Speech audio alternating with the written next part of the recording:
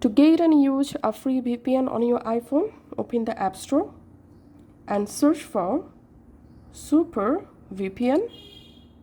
All you have to need, install this Super VPN app. This is a free and secure VPN to unlock any blocked websites and apps. Once it's installed, now on whenever you want to connect VPN, just open the VPN app on your iPhone. Tap on accept and continue.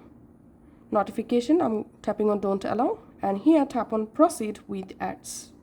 Tap on continue. Ask app not to track, and now tap on location, and you can choose here free, and under free you get lots of VPN's country. You can just go ahead and connect any of them, or you can manually connect your VPN. So just tap this connect button, and if you're first time in this app, tap on allow. Verify your passcode to add your VPN profile in your iPhone settings. So we can see the VPN has been successfully connected. So that's it for now. Thanks for watching.